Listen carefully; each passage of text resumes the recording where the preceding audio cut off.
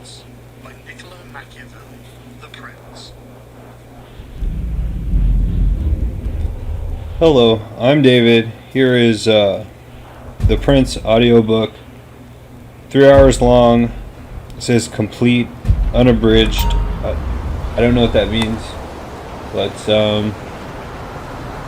here's that book though. Never heard this book before. Dedication to the magnificent Lorenzo di Piero de' Medici. Those who strive to obtain the good graces of a prince are accustomed to come before him with such things as they hold most precious, or in which they see him take most delight. Whence one often sees horses, arms, cloth of gold, precious stones, and similar ornaments presented to princes worthy of their greatness.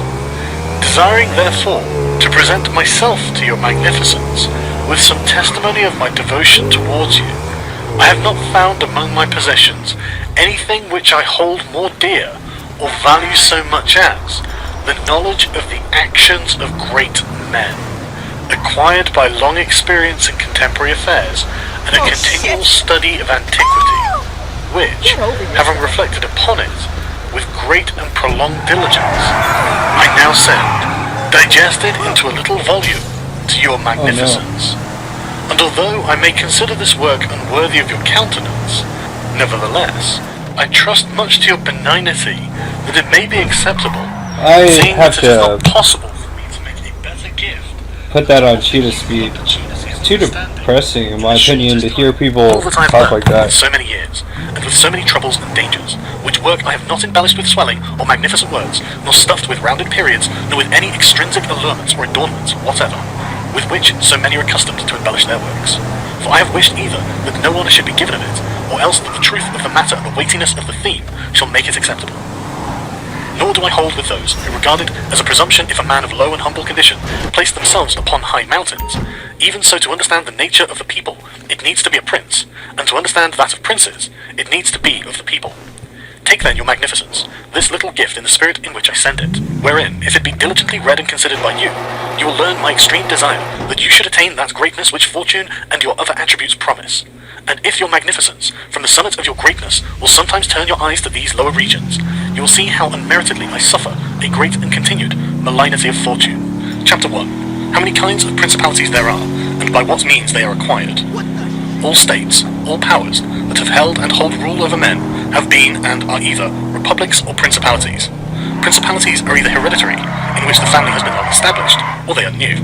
The new are either entirely new, as was Milan to Francesco Sforza, or they are, as it were, members annexed to the hereditary state of a prince who has acquired them, as was the kingdom of Naples to that of the king of Spain. Such dominions thus acquired are either accustomed to live under a prince, or to live in freedom, and they are acquired by either the arms of the prince himself, or of others, or else by fortune or by ability. Chapter 2. Concerning hereditary principalities. I will leave out all discussion on republics, inasmuch in another place I have to be ruled and preserved. I say at once there are fewer difficulties in holding hereditary states, and those long accustomed to the family of their prince, than new ones. For it is sufficient only not to transgress the customs of his ancestors, and to deal prudently with circumstances as they arise, for a prince of average powers to maintain himself in his state, unless he be deprived of it by some extraordinary and excessive force, and if he should be so deprived of it, whenever anything sinister happens to the usurper, he will regain it. We have in Italy, for example, the Duke of Ferrara, who could not have withstood the attacks of the Venetians in 84, nor those of Pope Julius in 10, unless he had been long established in his dominions. For the hereditary prince has less cause and less necessity to offend, hence it happens that he will be more loved, and unless extraordinary vices cause him to be hated, it is reasonable to expect that his subjects will be naturally well disposed towards him, and in the antiquity and duration of his rule, the memories and motives that make for change are lost, for one change always leaves the two thing for another. Chapter 3. Concerning mixed principalities. But if the difficulties occur in a new principality, and firstly, if it be not entirely new, but is, as it were, a member of a state which, taken collectively, may be called composite, the changes arrive chiefly from an inherent difficulty which there is in all new principalities.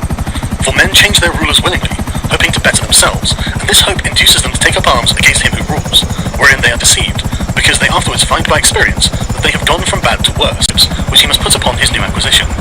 In this way you will have enemies in all those whom you have injured in seizing the principality, and you're not able to keep those friends who put you there, because you're not being able to satisfy them in the way they expected, and you cannot take strong measures against them, feeling bound to them. For although one may be very strong in armed forces, yet in entering a province, one has always need of the goodwill of the natives. For these reasons, Louis XII, King of France, quickly occupied Milan, and has quickly lost it, and had to turn him out the first time it only needed Ludovico's own forces, because those who had opened the gates to him, finding themselves deceived in their hopes of future benefit, would not endure the ill treatment of the new prince.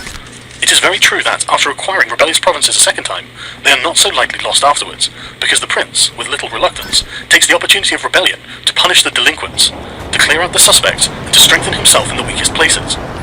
Thus, to cause France to lose Milan, for the first time it was enough for Duke Ludovico to raise the insurrections on the borders, but to cause him to lose it a second time, it was necessary to bring the whole world against him, and that his army should be defeated and driven out of Italy, which followed from the causes above mentioned.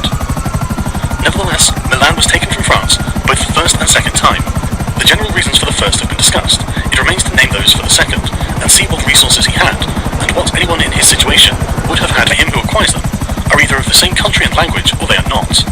When they are, it is easy to hold them, especially when they have not been accustomed to self-government, and to hold them securely is enough to have destroyed the family of the prince who was ruling them, because the two peoples, preserving in other things the old conditions, and not being unlike in customs, will live quietly together, as one has seen in Brittany, Burgundy, Gascony, and Normandy, which have been bound to France for so long a time, and, although there may be some difference in language, nevertheless, the customs are alike, and the people will easily be able to get on amongst themselves. He who has annexed them, if he wishes to hold them, has only to bear in mind two considerations. The one, that the family of their former lord is extinguished. The other, that neither their laws nor their taxes are altered, so that in a very short time they will become entirely one body with the old principality. But when states are acquired in a country differing in language, customs, or laws, there are difficulties, and good fortune and great energy are needed to hold them, and one of the greatest and most real helps would be that he who has acquired them should go and reside there. This would make his position more secure and durable, as it has made that of the Turk in Greece, who, notwithstanding all other measures taken by him for holding that state, if he had not settled there, would not have been able to keep it. Because if one is on the spot, disorders are seen as they spring up, and one can quickly remedy them. But if one is not at hand, and they are heard of only when they are great, one can no longer remedy them. Besides this, the country is not pillaged. He who would attack that state from the outside must have the utmost caution. As long as the prince reside there, it can only be wrested from him with the greatest difficulty. The other and better course is to send colonies to one or two places, which may be as keys to that state, for it is necessary either to do this, or to else keep there a great number of cavalry and infantry. A prince does not spend much on colonies, for with little or no expense, he can send them out and keep them there, and he offends a minority only of the citizens from whom he takes lands and houses to give them to the new inhabitants, and those whom he offends, remaining poor and scattered, are never able to injure him, whilst the rest, being uninjured, are easily kept quiet, and at the same time are anxious not to err, for fear should it happen to them as it has to those who have been despoiled. In conclusion, I say that these colonies are not costly, they are more faithful, they injure less, and the injured, as has been said, being poor and scattered, cannot hurt. Upon this, one has to remark that men ought to be either well treated or crushed, because they avenge themselves of the lighter injuries. Of more serious ones, they cannot. Therefore, the injury that is done to a man ought to be of such a kind that one does not stand in fear of revenge. But in maintaining armed men there in place of colonies, one spends much more, having to consume on the garrison all the income from the state, so that the acquisition turns into a loss, and many more are exasperated, because the whole state is injured. Through the shifting of the garrison up and down, all become acquainted with hardship, and all become hostile, and they are enemies who, whilst beaten on their own ground, are able yet to do hurt. For every reason, therefore, such guards are as useless as a colony is useful. Again, the prince accident get a footing there, for it will always happen that such a one will be introduced by those who are discontented, either through excessive ambition or through fear, as one has seen already. The Romans were brought to Greece by the Aetolians, and in every other country where they obtained a footing, they were brought in by the inhabitants. And the usual course of affairs is that, as soon as a powerful foreigner enters a country, all the subject states are drawn to him, moved by the hatred which they feel against the ruling power. So in that respect, to those subject states he is not to take any trouble to gain them over to himself, for the whole of them quickly rally to the state which he has acquired there. He has only to take care that they do not get hold of too much power and too much authority, and then with his own forces and with their goodwill, he can easily keep down the more powerful of them, as to remain entirely master of the country. And he who does not properly manage this business will soon lose what he has acquired, and whilst he does it, he will have endless difficulties and troubles. The Romans, in the countries which they annexed, observed closely these measures. They sent colonies and maintained friendly relations with the minor powers, without increasing their strength. They kept down the greater, and did not allow any strong foreign powers to gain authority. Greece appears to me sufficient for an example. The Achaeans and the Aetolians were kept friendly by them, but the kingdom of Macedonia was humbled. Antiochus was driven out, yet nor did the influence of Antiochus make them agree that he should retain any lordship over the country, because the Romans did in these instances what all prudent princes ought to do.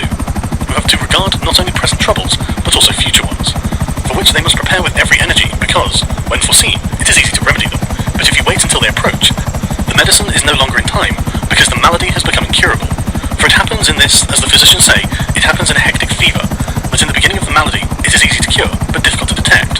But in the course of time, not having either been detected or treated in the beginning, it becomes easy to detect, but difficult to cure. This it happens in affairs of state, for when the evils that arise that have been foreseen, which it is only given to a wise man to see, they can be quickly redressed. But when, though not having been foreseen, they have been permitted to grow in a way that everyone can see them, there is no longer a remedy. Therefore the Romans, foreseeing troubles, dealt with them at once, and, even to avoid a war, would not let them come to a head, for they knew that war is not to be avoided, but it is only to be put off to the advantage of others. Moreover, they wished to fight with Philip and Antiochus in Greece, so not to have to do so in Italy. They could have avoided both, but this they did not wish, nor did that ever please them which is ever in the mouths of the wise ones of our time. Let us enjoy the benefits of the time, but rather the benefits of their own valour and prudence, for time drives everything before it, and is able to bring with it the good as well as the evil, and the evil he having held possession of Italy for the longest period. And you will see that he has done the opposite to those things which ought to be done to retain a state composed of diverse elements. King Louis was brought into Italy by the ambitions of the Venetians, who desired to obtain half the state of Lombardy by his intervention. I will not blame the course taken by the king, because wishing to get a foothold in Italy, and having no friends there, seeing rather that every door was shut to him owing to the conduct of Charles, he was forced to accept those friendships which he could get, and he would have succeeded very quickly in his design, if in other matters he had not made some mistakes. The king, however, having acquired Lombardy, regained at once the authority which Charles had lost. Genoa yielded, the Florentines became his friends, the Marquis of Mantua, the Duke of Ferrara, the Bentivogli, my Lady of Forli, the Lords of Faenza, of Pesaro, of Rimini, of Camarino, of Piombino, of Lucchese, the Pisans, the Sienese. Everybody made advances to him to become his friend. Then could the Venetians realize the rashness of the course taken by them, which, in order that they might secure 2 towns in Lombardy, they had made the king the master of 2/3 of Italy. Let anyone now consider with what little difficulty the king could have maintained his position in Italy had he observed the rules above laid down, and kept all his friends secure and protected, for although they were numerous, they were both weak and timid, some afraid of the church, some of the Venetians, and thus they would always have been forced to stand in with him, and by their means he could easily have made himself secure against those who remained powerful. But he was no sooner in Milan than he did the contrary, by assisting Pope Alexander to occupy the Romagna. It never occurred to him that by this action he was weakening himself, depriving himself of friends, and of those who had thrown themselves into his lap, so much so that, to put an end to the ambition of Alexander, and to prevent his becoming the master of Tuscany, he was forced himself to come to Italy. And as if it were not enough to have aggrandized the church, and deprived himself of friends, he, wishing to have the kingdom of Naples, divided with the king of Spain, and where he was the prime arbiter in Italy, he takes an associate, so that the ambitious of that country and the malcontents of his own should have somewhere to shelter, and whereas he could have left the kingdom his own pensioner as king, he drove him out, to put one there who was able to drive him, Louis, out in turn. The wish to acquire is in truth very natural and common, and men always do so when they can, and for this they will be praised and not blamed. Yet when they cannot do so, yet wish to do so by any means, then there is folly and blame. Therefore, if France could have attacked Naples with her own forces, she ought to have done so. If she could not, then she ought not to have divided it. And if the partition which she had made with the Venetians and Lombardy was justified by the excuse that by it she got a foothold in Italy, this other partition merited blame, for it had not the excuse of that necessity. Therefore Louis made these 5 errors. He destroyed the minor powers. He increased the strength of one of the greater powers in Italy. He brought in a foreign power. He did not settle in the country. He did not send colonies. Which errors, had he lived, were not enough to injure him, had he not made a 6th, by taking away the dominions from the Venetians. Because, had he not aggrandized the church, nor brought Spain into Italy, in designs on Lombardy, to which the Venetians would never have consented, except to become the masters themselves there. Also, because the others would not wish to take Lombardy from France, in order to give it to the Venetians, and to run counter to both, they would not have had the courage. And if anyone should say, King Louis yielded the Romagna to Alexander, and the kingdom of Spain to avoid war, I answer for the reasons given above, that a blunder ought never to be perpetrated to avoid war, because it is not to be avoided, but is only deferred to your disadvantage. And if another should allege the pledge which the king had given the Pope, that he would assist him in the enterprise, in exchange for the dissolution of his marriage, and for the cap to Rouen, to that I reply what I shall write later on, concerning the faith of princes, and how it ought to be kept. Thus King Louis lost Lombardy, by not having followed any of the conditions observed by those who have taken possession of countries and wished to retain them. Nor is there any miracle in this, but much that is reasonable and quite natural. And on these matters I spoke at Nantes with Rouen, and when Valentino, as Caesar Borgia, the son of the Pope Alexander, was usually called, occupied the Romagna. She was supposed to hit him. I don't know why she shot him. Cheetah, that's not good. I replied to him that the French did not understand statecraft, meaning that otherwise they would not have allowed the Church to reach such greatness. And in fact, it had been seen that the greatness of the Church and of Spain and Italy had been caused by France, and her ruin may be attributed to them. From this, a general rule is drawn, which never or rarely fails, that he who is the cause of another becoming powerful is ruined, because that predominancy has been brought about either by astuteness or else by force, and both are distrusted by him, whose which meant one might wonder how, seeing that Alexander the Great became master of Asia in a few years, and died whilst it was scarcely settled, once it might appear reasonable that the whole empire would have rebelled. Nevertheless, his successors maintained themselves, and had to meet no other difficulty than which arose amongst themselves, from their own ambitions. I answer that the principalities of which one has record are found to be governed in two ways, either by a prince with a body of servants who assist him to govern the kingdom as ministers by his favour and permission, or by a prince of barons, who hold the dignity by antiquity of blood, and not by the grace of the prince. Such barons have states in their own subjects, and recognise them as lords and hold them in natural affection. Those states that are governed by a prince and his servants hold their prince in more consideration, because in all the country there is no one who is recognised as superior to him, and yet if they yield obedience to another, they do it as to a minister and an official, and they do not bear him any particular affection. Examples of these two governments in our time are the Turk and the King of France. The entire monarchy of the Turk is governed by one lord, but the others are his servants, and dividing his kingdom into sanjaks, he sends there different administrators, and shifts and changes them as he chooses. But the King of France is placed in the midst of an ancient body of lords, acknowledged by their own subjects and beloved by them. They have their own prerogatives, nor can the king take these away except at his peril. Therefore, he who considers both of these states will recognise great difficulties in seizing the state of the Turk, but once it is conquered, great ease in holding it. The cause of the difficulties in seizing the kingdom of the Turk is that the usurper cannot be called in by the princes of the kingdom, nor can he hope to be assisted in his designs by the revolt of those whom the lord has around him. This arises from the reasons given above, for his ministers, all being slaves and bondsmen, can only be corrupted with great difficulty, and one can expect little advantage from them once they have been corrupted, as they cannot carry the people with them, for the reasons assigned. Hence, he who attacks the Turks must bear in mind that he will find him united, and this, being exterminated, there remains no one to fear, the others having no credit with the people, and as the conqueror did not rely on them before his victory, so he ought not to fear them after it. The contrary happens in kingdoms governed like that of France, because one can easily enter there by gaining over some baron of the kingdom, for one always finds malcontents and such as desire a change. Such men, for the reasons given, can open up the way into the state and render the victory easy. But if you wish to hold it afterwards, you meet with infinite difficulties, both from those who have assisted you and from those you have crushed. Nor is it enough for you to have exterminated the family of the prince, because the lords that remain make themselves the heads of fresh movements against you, and as you are unable either to satisfy or exterminate them, that state is lost whenever time brings the opportunity.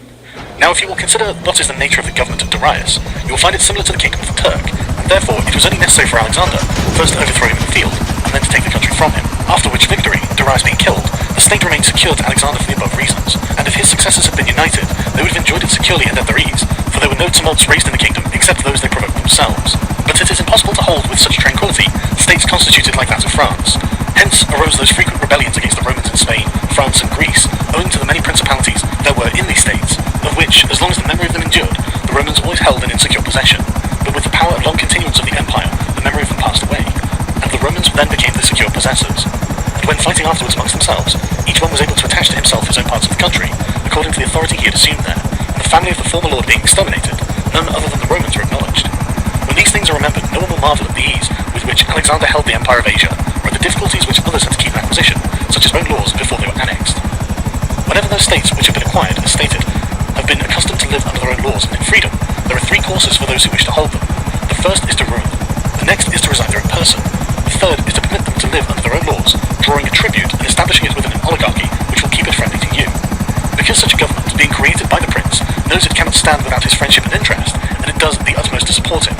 And therefore, he who would keep a city accustomed to freedom will hold it more easily by means of its own citizens than any other way. There are, for example, the Spartans and the Romans. The Spartans held Athens and Thebes, establishing their own oligarchy. Nevertheless, they lost them. The Romans, in order to hold Capua, Carthage, and Numantia, dismantled them and did not lose them.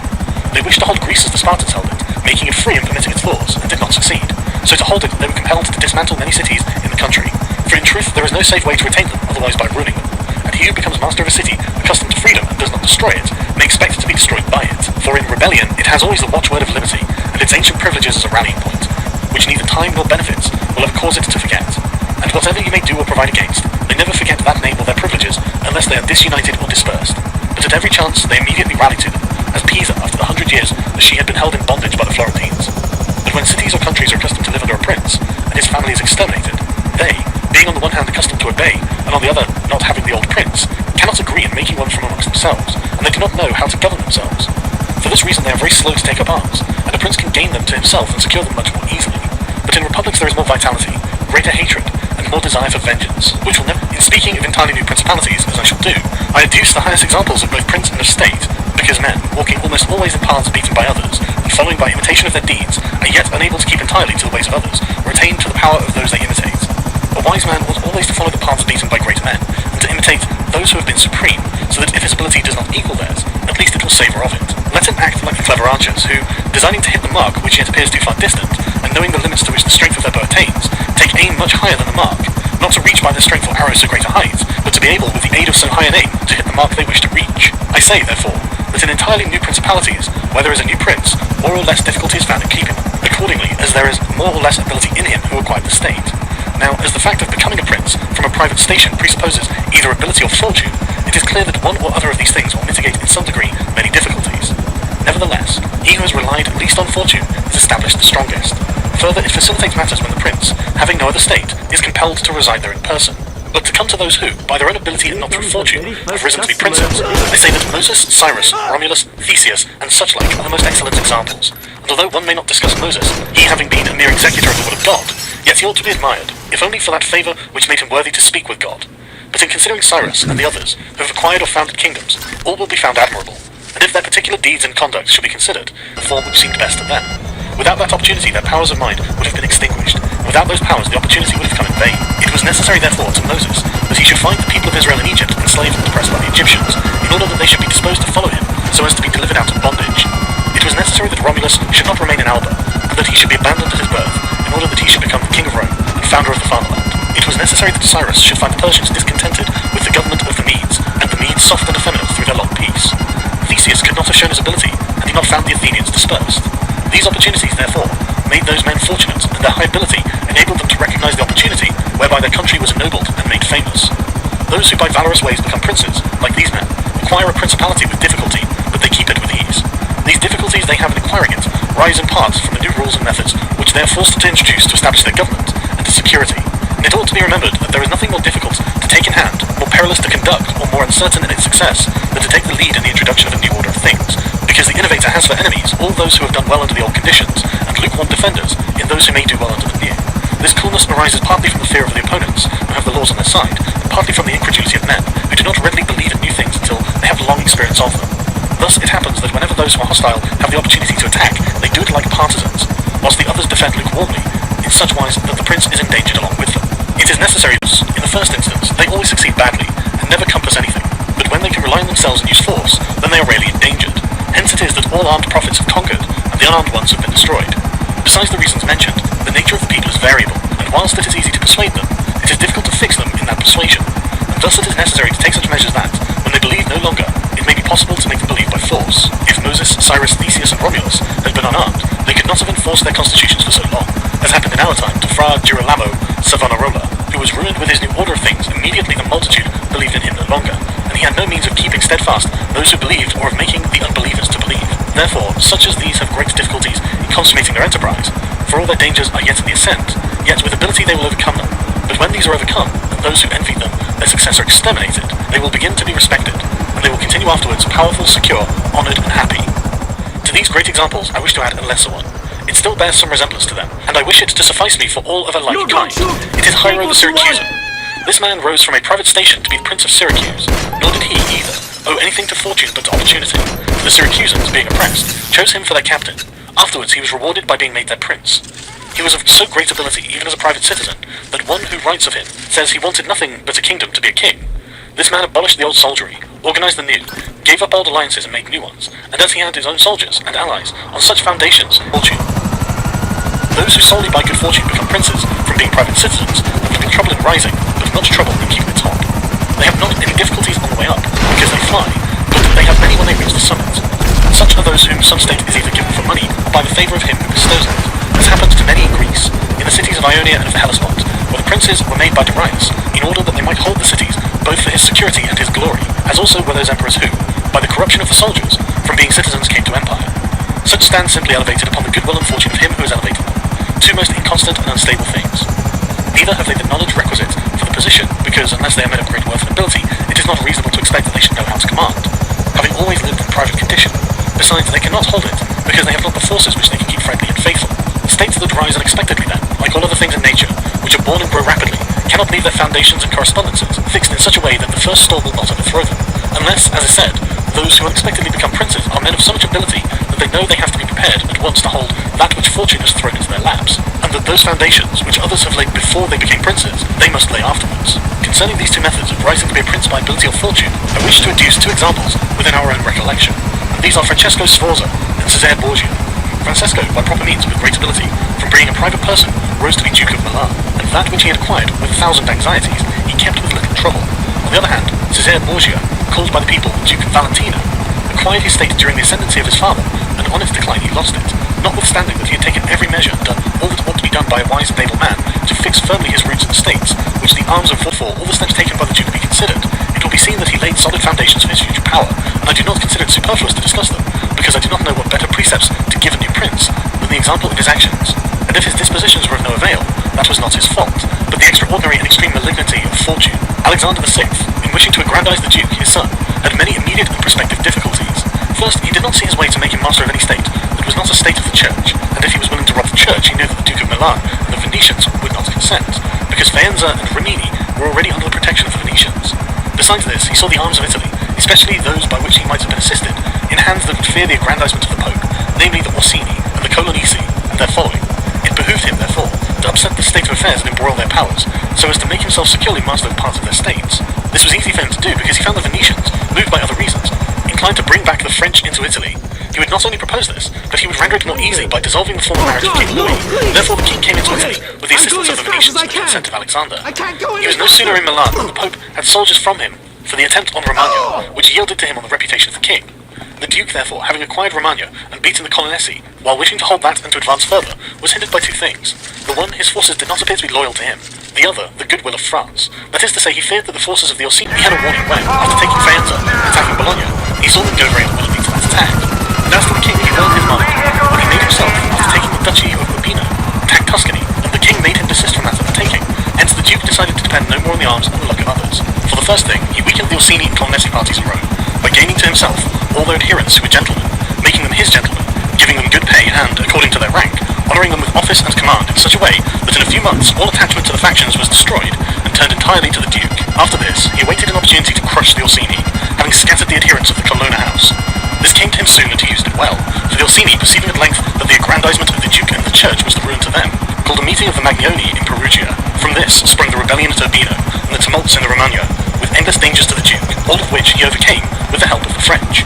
Having restored his authority, not to leave it at risk by trusting either to the French or to other outside forces, he had recourse to his wiles, and he knew so well how to conceal his mind that, by the mediation of Signor Pagolo, whom the Duke did not fail to secure with all kinds of attention, giving him money, apparel, and horses, the Orsini were reconciled, so that their simplicity brought them into his power at Senigallia.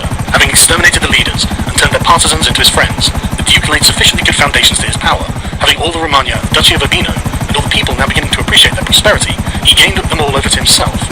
And as this point is worthy of notice, and to be imitated by others, I am not willing to leave it out. When the Duke occupied the Romagna, he found it under the rule of weak masters, who rather plundered their subjects than ruled them, who gave them more cause for disunion than for union, so that the country was full of robbery, quarrels, and every kind of violence. And so, wishing to bring back peace and obedience to authority, he considered it necessary to give us a good governor, whereupon he promoted Messer Ramiro de Orco, a swift and cruel man, to whom he gave the fullest power. This man in a short time restored peace and unity with the greatest success. Afterwards, the Duke considered that it was not advisable to confer such excessive authority, that he had no doubt but that he would become odious. So he set up a court of judgment in the country, under a most excellent president who practiced. It had not originated with him, but with the natural enemies of the minister. Under this pretense, he took Ramiro and one morning caused him to be executed, and left on the piazza at Cesena, with the block and the bloody knife at his side. The barbarity of this spectacle caused the people to be at once satisfied and dismayed. But let us return whence we started. I say that the Duke, finding himself now sufficiently powerful, and partly secured from immediate dangers by having armed himself in his own way, and having in a great measure crushed those forces in his vicinity that could injure him, if he wished to proceed with his conquest, had next to consider France, for he knew that the king, who was too late aware of his mistake, would not support him. And from this time he began to seek new alliances, and to temporize with France in the expedition which she was making towards the kingdom of Naples against the Spaniards, who were besieging Gaeta. It was his intention to secure himself against them, and this he would quickly have accomplished had Alexander lived. Such was his line of action as to present affairs, but as to the future he had to fear, in the first place that a new successor to the Church might not be friendly to him, and might seek to take from him that which Alexander had given him, so he decided to act in 4 ways. Firstly, by exterminating the families of those lords whom he had despoiled, as to take away that pretext from the Pope. Secondly, by winning to himself all the gentlemen of Rome, so as to be able to curb the Pope with their aid, as has been observed. Thirdly, by converting the College Mort himself, Fourthly, by acquiring so much power before the Pope should die, that he could, by his own measures, resist the first shock. Of these 4 things at the death of Alexander, he had accomplished 3, for he had killed as many of the dispossessed lords as he could lay his hands on, and few had escaped. Pisa was under his protection. And, as he had no longer to study France, for the French were already driven out of the kingdom of Naples by the Spaniards, and in this way both were compelled to buy his goodwill, he pounced down upon Pisa. After this, Lucca and Siena yielded at once, partly through hatred and partly through fear of the Florentines. And the Florentines would have had no remedy had he continued to prosper, as he was prospering the year that Alexander died, for he had acquired so much power and reputation that he would have stood by himself, and no longer have depended on the luck and the forces of others, but solely on his own power and ability. But Alexander died 5 years after he had first drawn the sword. He left the Duke with the state of Romagna alone consolidated, with the rest in the air, between 2 most powerful hostile armies, and sick unto death. Yet there were in the Duke such boldness and ability, and he knew so well how men are to be won or lost, and so firm the foundations, which in so short a time he had laid, that if he had not had those armies on his back, or if he had been in good health, he would have overcome all difficulties. As it is seen that his foundations were good, for the Romagna waited for him for more than a month. In Rome, though but half alive, he remained secure, whilst in the Baglioni, the Vitelli, and the Orsini might come to Rome, they could not effect anything against him. If he could not have made Pope him whom he had wished, at least the one whom he did not wish would not have been elected. But if he had been in sound health at the death of Alexander, everything would have been different to him. On the day that Julius II was elected, he told me that he had thought of everything that might occur at the death of his father, and had provided a remedy for all, except that he had never anticipated that, when the death did happen, he himself would be on the point to die.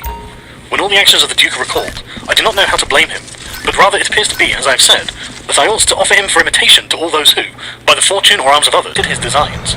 Therefore, he who considers it necessary to secure himself in his new principality, to win friends, to overcome either by force or fraud, to make himself beloved and feared by the people, to be followed and revered by the soldiers, to exterminate those who have power or reason to hurt him, to change the old order of things for new, to be severe and gracious, magnanimous and liberal, to destroy disloyal soldiery and to create new, to maintain friendship with kings and princes in such a way that they must help him with zeal and defend him with caution, cannot find a more lively example than the actions of this man.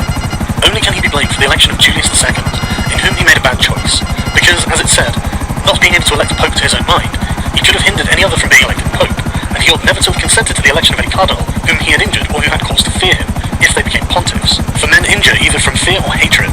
Those whom he had injured, amongst others, were San Pietro ad Vincula, Colonna, San Giorgio, and Ascanio. The rest, in becoming pope, had to fear him. Rouen and the Spaniards accepted, the latter from their relationship and obligations, the former from his influence, the Kingdom of France having relations with him. Therefore, above everything, the Duke ought to have created a Spaniard pope, and failing him, he ought to have consented to Rouen, and not to San Pietro ad Vincula. He who believes that new benefits will cause great personages to forget old injuries is deceived. Therefore, the Duke erred in his choice, and it was the cause of his ultimate ruin. Chapter 8. Concerning those who have obtained principality by wickedness. Although a prince may rise from a private station in 2 ways, neither of which can be entirely attributed to fortune or genius, yet it is manifest to me that a private person becomes the prince of his country. And speaking of the first method, it will be illustrated by 2 examples, one ancient, the other modern, and without entering further into the subject, I consider these 2 examples will suffice for those who may be compelled to follow them. Agathocles the Sicilian became king of Syracuse, not only from a private, but from a low and abject position. This man, the son of a potter, through all the changes in his fortunes, always led an infamous life. Nevertheless, he accompanied his infamies with so much ability of mind and body, that, having devoted himself to the military profession, he rose through its ranks to be praetor of Syracuse. Being established in that position, and having deliberately resolved himself to make himself prince and to seize by violence, without obligation to others, that which had been conceded to him by assent, he came to an understanding for this purpose with Hamilcar the Carthaginian, who with his army was fighting in Sicily. One morning he assembled the people and the Senate of Syracuse, as if he had to discuss with them things relating to the Republic, and at the given signal, the soldiers killed all the senators and the richest of the people. These dead, he seized and held the princedom of that city without any civil commotion. And although he was twice routed by the Carthaginians, and ultimately besieged, yet not only was he able to defend his city, but leaving part of his men for its defence, with the others he attacked Africa, and in a short time raised the siege of Syracuse. The Carthaginians, reduced to extreme necessity, were compelled to come to terms with Agathocles, and leave Sicily to him, and had to be content with the possession of Africa. Therefore, he who considers the actions and genius of this man will see nothing or little which can be attributed to fortune, inasmuch as he attained preeminence, as is shown above, not by the favour of any one, but step by step in a military profession, which steps were gained with 1,000 troubles and perils, and were afterwards boldly held by him with many hazardous dangers.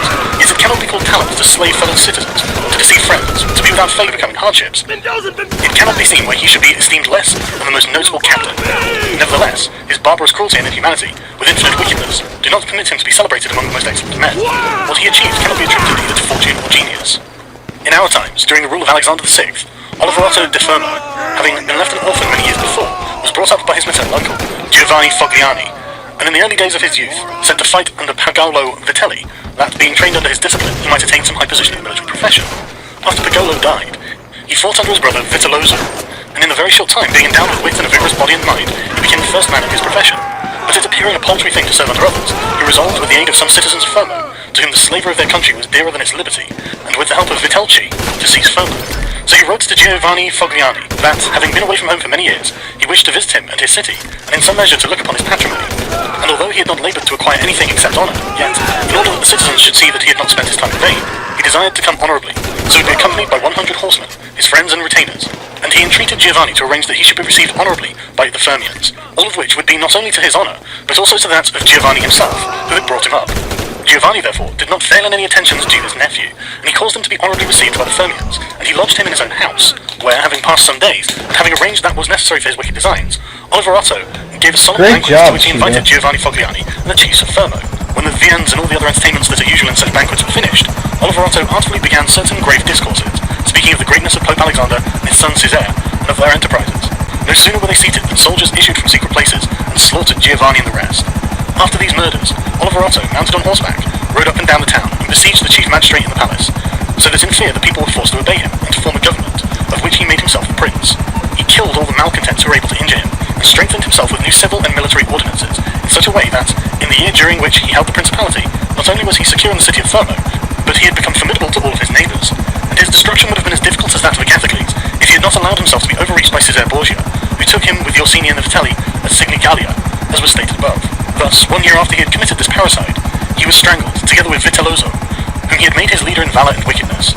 Some may wonder how it can happen that Agathocles, and his like, after infinite treacheries and cruelties, should live so long secure in his country, and defend himself from external enemies, and never be conspired against by his own citizens, seeing that many others, by means of cruelty, have never been able, even in peaceful times, to hold the state, still less in the doubtful times of war. I believe that this follows from severities being badly or properly used. Those may be called properly used if, of evil it is possible to speak well, that are applied at one blow and are necessary to one's security, and that are not persisted in afterwards, unless they can be turned to the advantage of the subjects. The badly employed are those which, notwithstanding, they may be few in the commencement, multiply with time rather than decrease.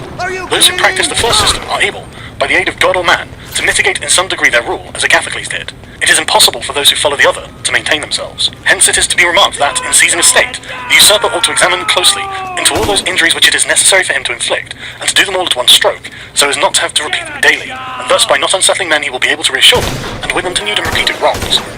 For injuries ought to be done all at one time, so that, being tasted less, they offend less. Benefits ought to be given little by little, so that the flavour of them may last longer. And above all things, a prince ought to live amongst his people in such a way that no unexpected circumstances, whether for good or evil, shall make him change, because if the necessity for this comes in troubled times, you are too late for harsh measures, and mild ones will not help you, for they will be considered as forced from you, and no one will be under any obligation to you for them. Chapter 9, concerning a civil principality. But coming to the other point, where a leading citizen becomes the prince of his country, not by wickedness or any intolerable violence, but by the favour of his fellow citizens, this may be called a civil principality, nor is it genius or fortune altogether necessary to attain it, but rather a happy shrewdness. I say then that a principality is obtained either by the favour of the people or by the favour of the nobles, because in all cities these two distinct parties are found, and from this it arises that the people do not wish to be ruled nor oppressed by the nobles, and the nobles wish to rule and oppress the people. And from these two opposite desires there arises in cities one of three results, either a principality, self-government, or anarchy. A principality is either created by the people or by the nobles, accordingly as one or the other of them has the opportunity. For the nobles, seeing that they cannot withstand the people, begin to cry up the reputation of one of themselves, and they make him a prince, so that under his shadow they can give vent to their ambitions. The people, finding that they cannot resist the nobles, also cry up the reputation of one of themselves, and make him a prince as so to be defended by his authority. He who obtains sovereignty by the assistance of the nobles maintains himself with more difficulty than he who comes to it by the aid of the people, because the former finds himself with many around him who consider themselves as equals, and because of this he can neither rule nor manage them to his liking. But he who reaches sovereignty by popular favour finds himself alone, the latter wishing to oppress, while the former only desire not to be oppressed. It is to be added also that a prince can never secure himself against the hostile people, because of there being too many, whilst from the nobles he can secure himself, as they are few in number. The worst that a prince may expect from hostile people is to be abandoned by them, but from hostile nobles he has not only to fear abandonment, but also that they will rise against him, for they, being in these affairs more far-seeing and astute, always come forward in time to save themselves, and to obtain favours from him whom they expect to prevail. Further, the prince is compelled to live always with the same people, but he can do well without the same nobles, being able to make and unmake them daily, and to give or take away authority when it pleases him. Therefore, to make this point clearer, I say that the nobles ought to be looked at in mainly two ways, That is to say, they either shape their course in such a way as binds them entirely to your fortune, or they do not. Those who so bind themselves and are not rapacious ought to be honoured and loved. Those who do not bind themselves may be dealt with in two ways. They may fail to do this through pusillanimity and a natural want of courage, in which case you ought to make use of them, especially those who are of good counsel, and thus whilst in prosperity you honour them, in adversity you do not have to fear them. But when, for their own ambitious ends, they shun binding themselves, it is a token that they are giving more thoughts to themselves than you, and a prince ought to guard against such, and to fear them, as if they were open enemies, because in adversity they always help to ruin him. Therefore, one who becomes a prince through the favour of the people ought to keep them friendly, and this he can easily do, seeing they only ask not to be oppressed by him. One who, in opposition to the people, becomes a prince by the favour of the nobles, ought, above everything, to seek to win over the people to himself, and this he may do easily if he takes them under his protection, because men, when they receive good from him of whom they were expecting evil, are bound more closely to their benefactor. Thus the people quickly become more devoted to him than if he had been raised to the principality by their favours, and the prince can win their affections in many ways, but as these vary according to the circumstances, one cannot give fixed rules, so I admit them. But, I repeat, it is necessary for a prince to have the people friendly, otherwise he has no secure against the few. But this would not have been sufficient had the people been hostile. And do not let anyone impugn this statement with the trite proverb that he who builds on the people builds on the mud. For this is true when a private citizen makes a foundation there, and persuades himself that the people will free him when he is oppressed by his enemies or by the magistrates, wherein he would find himself very often deceived, as happened to the Gracchi in Rome and to Messer Giorgio Scali in Florence.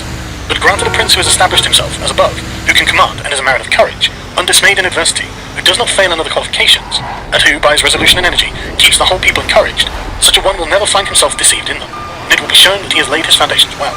These principalities are liable to danger when they are passing from civil to the absolute order of government, for such princes either rule personally or through magistrates. In the latter case, the government is weaker and more insecure, because it rests entirely on the goodwill of those citizens who are raised to the magistracy, and who, especially in troubled times, can destroy the government with great ease, either by intrigue or open defiance. And the prince has not the chance amid tumults to exercise absolute authority, because the citizens and subjects, accustomed to receive orders from the magistrates, are not of a mind to obey him, amid these confusions, and there will always be in doubtful times a scarcity of men whom he can trust. For such a prince cannot rely upon what he observes in quiet times, when citizens have need of the state, because then everasmuch as it can only be tried once. Therefore a wise prince ought to adopt such a course that his citizens will always, in every sort and kind of circumstance, have need of the state and of him, and then he will always find them faithful. Chapter 10. Concerning the way in which the strength of all principalities ought to be measured. It is necessary to consider another point in examining the character of these principalities. That is, whether a prince has such power that, in case of need, he can support himself with his own resources, or whether he has always need of the assistance of others. And to make this quite clear, I say that I consider those who are able to support themselves by their own resources who can, either by abundance of men or money, raise a sufficient army to join battle against anyone who comes to attack them. And I consider those always to have need of others who cannot show themselves against the enemy in the field, but are forced to defend themselves by sheltering behind walls. The first case has been discussed, but we will speak of it again should it recur. In the second case, one can say nothing except to encourage such princes to provision and fortify their towns, and not on any counts to defend the country. And whoever shall fortify his town well, and shall have managed the other concerns of his subjects in the way stated above, and to be often repeated, will never be attacked without great caution, for men are always adverse to enterprises where difficulties can be seen, and it will not be seen to be an easy thing to attack one who has his town well fortified and is not hated by his people. The cities of Germany are absolutely free, but they own but little country around them, and they yield obedience to the emperor when it suits them, nor do they fear this or any other power that they may have near them, because they are fortified in such a way that everyone thinks the taking of them by assault will be tedious and difficult, seeing that they have proper ditches and walls, they have sufficient artillery, and they always keep in public depots enough for 1 year's eating, drink, hold military exercises in repute, and moreover, have many ordinances to uphold them. Therefore, a prince who has a strong city, and has not made himself odious, will not be attacked, or if anyone should attack, he will only be driven off with disgrace. Again, because the affairs of this world are so changeable, it is almost impossible to keep an army a whole year in the field without being interfered with, and whoever should reply, if the people have property outside the city and see it burnt, they will not remain patient, and the long siege and self-interest will make them forget their prince. To this I answer that a powerful and courageous prince will overcome all such difficulties by giving at one time hope to his subjects that the evil will not be for long, at another time fear of the cruelty of the enemy, then preserving himself adroitly from those subjects who seem to him to be too bold. Further, the enemy would naturally, on his arrival, at once burn and ruin the country at the time when the spirits of the people are still hot and ready for the defence, and therefore, so much the less ought the prince to hesitate, because after a time, when spirits have cooled and the damage is already done, the ills are incurred, and there is no longer any remedy, and therefore they are so much more the ready to unite with the prince, he appearing to be under obligations to them now that their houses have been burnt and their possessions ruined in his defence. For it is the nature of men to be bound by the benefits they confer as much by those as they receive. Therefore, if everything is well considered, it will not be difficult for a wise prince to keep the minds of his citizens steadfast from first to last, when he does not fail to support and defend them. Chapter 11. Concerning ecclesiastical principalities. It It only remains now to speak of ecclesiastical principalities, touching which all difficulties are prior to getting possession, because they are acquired either by capacity or good fortune, and they can be held without either, for they are sustained by the ancient ordinances of religion, which are so all-powerful, and of such a character, that the principalities may be held no matter how their princes behave and live, neither the desire nor the ability to alienate themselves. Such principalities only are secure and happy, but being upheld by powers to which the human mind cannot reach, I shall speak no more of them, because being exalted and maintained by God, it would be the act of a presumptuous and rash man to discuss them. Nevertheless, if anyone should ask me how it comes that the Church has attained some greatness in temporal power, seeing that from Alexander backwards the Italian potentates, not only those who have been called potentates, but every baron and lord, though the smallest, have valued their temporal power very slightly, yet now a king of France trembles before it. It has been able to drive him from Italy, and to the ruin of the Venetians, although this may be very manifest, it does not appear to me superfluous to recall it in some measure to memory. Before Charles, King of France, Give me a passed call into back Italy, when this simple country was under the decisions dominion don't of the freak you out the so Venetians, much. the King of Naples, the Duke of Milan, and the Florentines. These potentates had two principal anxieties. The one, that no foreigner should enter Italy under arms. The other, that none of themselves should seize more territory. Those about whom there was most anxiety were the Pope and the Venetians. To restrain the Venetians, the union of all the others was necessary, as it was for the defence of Ferrara, and to keep down the Pope, they made use of the barons of Rome, which one of my who, being skills divided is into two required? factions, the Orsini and the Colonnesi, had always a pretext for disorder, and, standing with arms in their hands under the eyes of the pontiff, kept the pontificate weak and powerless. And although there might arise sometimes a courageous pope, such as Sixtus, yet neither fortune nor wisdom could keeping my eye on you. And the short life of a pope is also a cause for weakness, for in the 10 years, which is the average life of a pope, he can with difficulty lower one of the factions, and if, so to speak, one people should almost destroy the Colonnesi, another would rise hostile to the Orsini, who would support their opponents, and yet would not have time to ruin the Orsini. This was the reason why the temporal powers of the pope were little esteemed in Italy. Alexander VI rose afterwards, who, of all the pontiffs that have ever been showed how a pope with both money and arms was able to prevail, and though the instrumentality of the Duke of Valentino was of the Church, which, after his death and the ruin of the Duke, became the heir to all his labours. Pope Julius came afterwards and found the Church strong, possessing all the Romagna, the barons of Rome reduced to impotence, and through the chastisements of Alexander, the factions wiped out. He also found the way open to accumulate money in a manner such as never been practiced before Alexander's time. Such things Julius not only followed, but improved upon, and he intended to gain Bologna, to ruin the Venetians and to drive the French out of Italy. All of these enterprises prospered with him, so much more to his credit, inasmuch as he did everything to strengthen the Church, and not any private person. He also kept the Orsini and the Colonnesi factions within the bounds in which he found them, and although there was among them some mind to make a disturbance, nevertheless he held two things firm. The one, the greatness of the Church, with which he terrified them, and the other, not allowing them to have their own cardinals, who caused the disorders among them. For whenever these factions have their cardinals, they do not remain quiet for long, because cardinals foster the factions in Rome and out of it. The barons are compelled to support them, and thus from the ambitions of prelates arise disorders and tumults among the barons. For these reasons, His Holiness Pope Leo found the pontificate most powerful, and it is to be hoped that, if others made it great in arms, he will make it still greater and more venerated by his goodness and infinite other virtues. Chapter 12. How many kinds of soldiery there are, and concerning mercenaries. Having discoursed particularly on the characteristics of such principalities as in the beginning I proposed to discuss, and having considered in some degree the causes of their being good or bad, and having shown the methods by which they have sought to acquire them and to hold them, it now remains for me to discuss generally the means of offence and defence which belong to each of them. We have seen above how necessary it is for a prince to have his foundations well laid, otherwise it follows of necessity that he will go to ruin. The chief foundations of all states, new as well as old or composite, are good laws and good arms, and as there cannot be good laws where the state is not well armed, it follows that where they are well armed, they have good laws. I shall leave the laws out of the discussion, and I shall speak of the arms. I say, therefore, that the arms with which a prince defends his state are united, ambitious, and without discipline, unfaithful, valiant before friends, cowardly before enemies. They have neither the fear of God nor fidelity to men, and destruction is deferred only so long as the attack is. For in peace one is robbed by them, and in war by the enemy. The fact is, they have no other attraction or reason for keeping the field than a trifle of a stipend, which is not sufficient to make them willing to die for you. They are ready enough to be your soldiers, whilst you do not make war.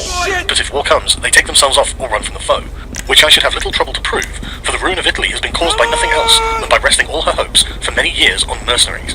And although they formerly made some display and appeared valiant amongst themselves, yet when the foreigners came they showed what they were.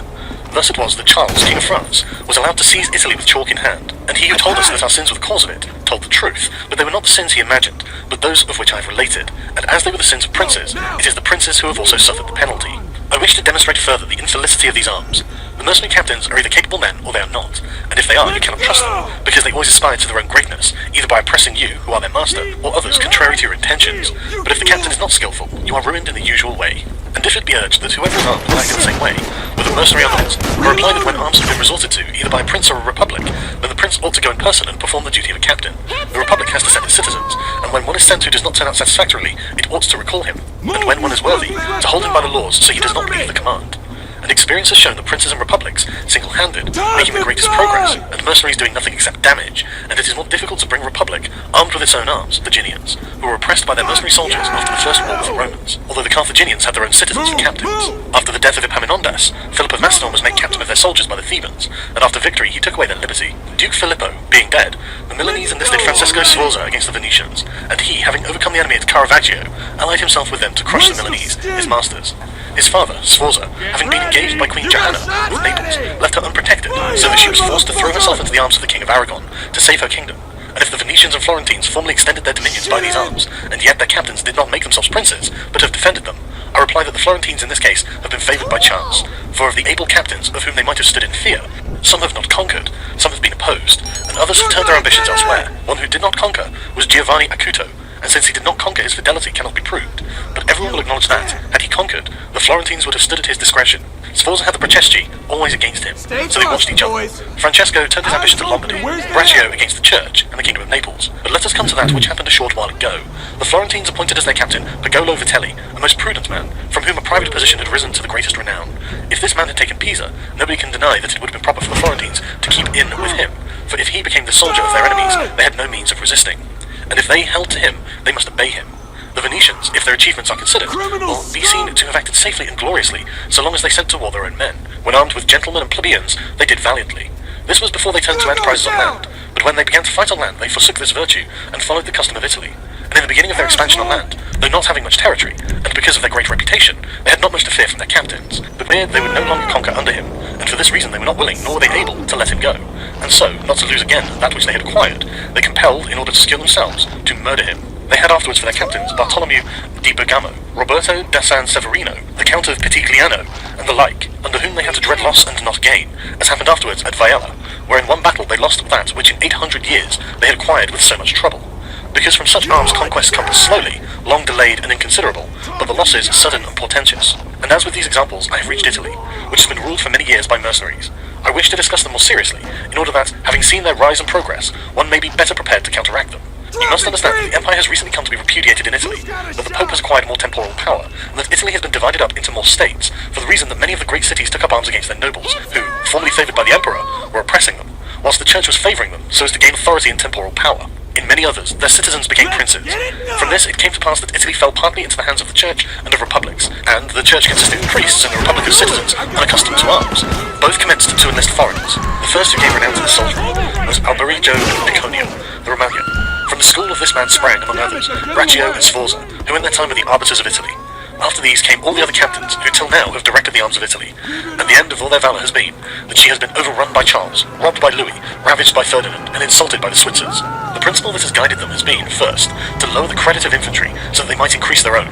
They did this because, subsisting on their pay and without territory, they were unable to support many soldiers, and a few infantry did not give them any authority, so they were led to employ cavalry, with a moderate force of which were maintained and honoured, and affairs were brought right by taking prisoners and liberating without ransom. They did not attack towns at night, nor did the garrisons of the towns attack encampments at night. They did not surround the camp either with stockade or ditch, nor did they campaign in the winter. All of these things were permitted by their military rules and devised by them to avoid, as I have said, both fatigue and dangers. Thus they have brought Italy to slavery and contempt. Chapter 13. Concerning auxiliaries, mixed soldiery and one's own. Auxiliaries, which are the other useless arm, are employed when a prince is called in with his forces to aid and defend, as was done by Pope Julius in the most recent times. For he, having in the enterprise against Ferrara had poor proof of his mercenaries, turned to auxiliaries, and stipulated with Ferdinand, King of Spain, for his assistance with men and arms. These arms may be useful and good in themselves, but for him who calls them in, they are always disadvantageous, for losing one is undone, and winning one is their captive. And although ancient histories may be full of examples, I'm on the clock. I do not wish to leave this recent Wheels? of Pope Julius II, the peril of which cannot fail to be perceived, for he, On the way. wishing to get Ferrara, I'll get threw back himself to it then. entirely into the hands of the foreigner. But his good fortune brought about a third event, so that he did not reap the fruit of his rash choice, because having his auxiliaries routed at Ravenna, and the Switzers having risen and driven out the conquerors, against all exception, both his and others, it so came to pass that he did not become prisoner to his enemies, they having fled, nor to his auxiliaries, he having conquered by others' arms than theirs. The Florentines, being entirely without arms, sent 10,000 Frenchmen to take Pisa, whereby they ran more danger than at any other time of their troubles. The Emperor of Constantinople, to oppose his neighbours, sent 10,000 Turks into Greece, who, on the war being finished, were not willing to quit. This was the beginning of the servitude of Greece to the infidels. That injure you. They are not all of one community. they are found and paid by you, and a third party, which you have made their head, is not able all at once to assume enough authority to injure you. In conclusion, in mercenaries dastardly is most dangerous, in auxiliaries, valour. The wise prince, therefore, has always avoided these arms and turned to his own, and has been willing rather to lose with them than to conquer with the others, not deeming that a real victory which is gained with the arms of others. I shall never hesitate to cite Cesare Borgia and his actions. This duke entered the Romagna with auxiliaries, taking there only French soldiers, and with them he captured Imola and Forli. But afterwards, such forces not appearing to him reliable, he turned to mercenaries, discerning the less danger in them, and enlisted the Orsini and the Vitelli, whom presently, on handling and finding them doubtful, unfaithful, and dangerous, he destroyed and turned to his own men. And the difference between one and the other of these forces can easily be seen when one considers the difference there was in the reputation of the Duke, when he had the French, when he had the Orsini and the Vitelli, and when he relied on his own soldiers, on whose fidelity he could always count, and found it ever increasing. He was never esteemed more highly than when everyone saw that he was the complete master of his own forces. I was not intending to go beyond Italian and recent examples, but I am unwilling to leave out Hiero, the Syracusan, he being one of those I have named above. This man, as I have said, made head of the army by the Syracusans, soon found out that a mercenary soldiery constituted like our Italian condottieri was of no use, and it appearing to him that he could neither keep them nor let them go, he had them all cut to pieces, and afterwards made war with his own forces, and not with aliens. I wish also to recall to memory an instance from the Old Testament applicable to this subject. David offered himself to Saul to fight with Goliath, the Philistine champion, and, to give him courage, Saul armed him with his own weapon. Now, or they bind you fast. Charles VII, father of King Louis XI, having by good fortune and valour liberated France from the English, recognised the necessity of being armed with forces of his own, and he established in his kingdom ordinances concerning men-at-arms and infantry. Afterwards, his son King Louis abolished the infantry and began to enlist the Switzers, which mistake, followed by others, is, as is now seen, a source of peril to that kingdom, because, having raised the reputation of the Switzers, he has entirely diminished the value of his own arms, for he has destroyed the infantry altogether, and his men-at-arms he has subordinated to others, for, being as they were so accustomed to fight along with the Switzers, it does not appear that they can now conquer without them. Hence it arises that the French cannot stand against the Switzers, and without the Switzers, they do not come off well against the others. The armies of the French have thus become mixed, partly mercenary and partly national, both of which arms together are much better than mercenaries alone or auxiliaries alone, but much inferior to one's own forces. And this example proves it, for the kingdom of France would be unconquerable if the ordinance of Charles had been enlarged or maintained. But the scanty wisdom of man, on entering into an affair which looks well at first, cannot discern the poison that is hidden in it, and as I have said above, of hectic fevers. Therefore, if he who rules a principality cannot recognise evils until they are upon him, he is not truly wise, and this insight is given to few. And if the first disaster to the Roman Empire should be examined, it will be found to have commenced only with the enlisting of the Goths, because from that time the vigour of the Roman Empire began to decline, and all that valour which had raised it passed away to others. I conclude, therefore, that no principality is secure without having its own forces. On the contrary, it is entirely dependent on good fortune, not having the valour which in adversity would defend it. And it has always been the opinion and judgment of wise men that nothing can be so uncertain or unstable as fame or power not founded on its own strength. And one's own forces are those which are composed of either subjects, citizens, or dependents. All others are mercenaries or auxiliaries, and the way to make ready one's own forces will be easily found if the rules suggested by me shall be reflected upon, and if one will consider how Philip, father of Alexander the Great, and many republics and princes have armed and organised themselves, to which anything else for his study than war, and its rules and discipline. For this is the sole art that belongs to him who rules, and it is of such force that it not only upholds those who are born princes, but it often enables men to rise from a private station to that rank. And on the contrary, it is seen that when princes have thought more of ease than of arms, they have lost their states. And the first cause of your losing it is to neglect this art, and what enables you to acquire a state is to be master of the art. Francesco Sforza, though being marshal, from a private person became Duke of Milan, and the sons, through avoiding the hardship and troubles of arms, from dukes became private persons. For among other evils which being unarmed brings you, it causes you to be despised, and this is one of those ignominies against you which a prince ought to guard himself, as is shown later on, because there is nothing proportionate between the armed and the unarmed, and it is not reasonable that he who is armed should yield obedience willingly to him who is unarmed, nor that the unarmed man should be secure among armed servants, because there being in one disdain and another suspicion, it is not possible for them to work well together. Therefore, a prince who does not understand the art of war, over and above the other misfortunes already mentioned, cannot be respected by his soldiers, nor can he rely on them. He ought never, therefore, to have out of his thoughts the subject of war, and in peace he should addict himself more to its exercise than in war. This he can do in two ways, the one by action, the other by study. As regards action, he ought, above all things, to keep his men well organised and drilled, to follow incessantly the chase, by which he accustoms his body to hardships, and learns something of the nature of localities, and gets to find out how the mountains rise, how the valleys open out, and how the plains lie, and to understand the nature of rivers and marshes, and in all this to take the greatest care. Which knowledge is useful in two ways. Firstly, he learns to know his country, and is better able to undertake its defence. Afterwards, by means of the knowledge and observation of that locality, he understands with ease any other which it may be necessary for him to study hereafter, because the hills and valleys and plains and rivers and marshes that are, for instance, in Tuscany, have a certain captain should possess, for it teaches him to surprise his enemy, to select quarters, to lead armies, to array the battle, to besiege towns to advantage. Philippomen, Prince of the Achaeans, among other praises which writers have bestowed upon him, is commended because in time of peace he never had anything on his mind but the rules of war, and when he was in the country with his friends, he often stopped and reasoned with them. If the enemy should be upon that hill, and we should find ourselves here with our army, with whom would be the advantage? How should one best advance to meet him, keeping the ranks? If we should wish to retreat, how ought we to pursue? And he would set forth to them, as he went, all the chances that could befall an army. He would listen to their opinion and state his, confirming it with reasons, so that by these continual discussions there could never arise in time of war any unexpected circumstances that he could not deal with. But to exercise the intellect, the prince should read histories, and study there the actions of illustrious men, to see how they have borne themselves in war, and to examine the causes of their victories and defeats, as to avoid the latter, and imitate the former, and above all, do as an illustrious man did, who took as an exemplar one who had been praised and famous before him, and whose achievements and deeds he always kept in his mind. As it is said, Alexander the Great imitated Achilles, Caesar Alexander, Scipio Cyrus, and whoever reads the life of Cyrus, written by Xenophon, will recognize afterwards, in the life of Scipio, how that imitation was his glory, and how in chastity, affability, humanity, and liberality, Scipio conformed to those things which had been written of Cyrus by Xenophon.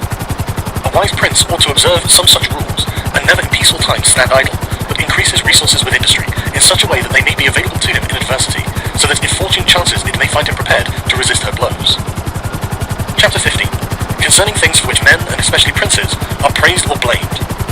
It remains now to see what ought to be the rules of conduct for a prince towards subject and friends, and as I know that many have written on this point, I expect I shall be considered presumptuous in mentioning it again, especially as in discussing it, I shall depart from the methods of other people. But it being been known or seen, because how one lives is so far distant from how one ought to live, that he who neglects what is done for what ought to be done, sooner effects his ruin than his preservation. For a man who wishes to act entirely up to his professions of virtue, soon meets with what destroys him among so much that is evil. Hence it is necessary for a prince, wishing to hold his own, to know how to do wrong, and how to make use of it or not, according to necessity. Therefore, putting on one side imaginary things concerning a prince, and discussing those which are real, I say that all men, when they are spoken of, and chiefly princes for being more highly placed, are remarkable for some of those qualities which brings them either blame or praise, and thus it is one that is reputed liberal, another miserly, using a Tuscan term, because an avaricious person in our language is still he who desires to possess by robbery, whilst we call one miserly who deprives himself too much of the use of his own.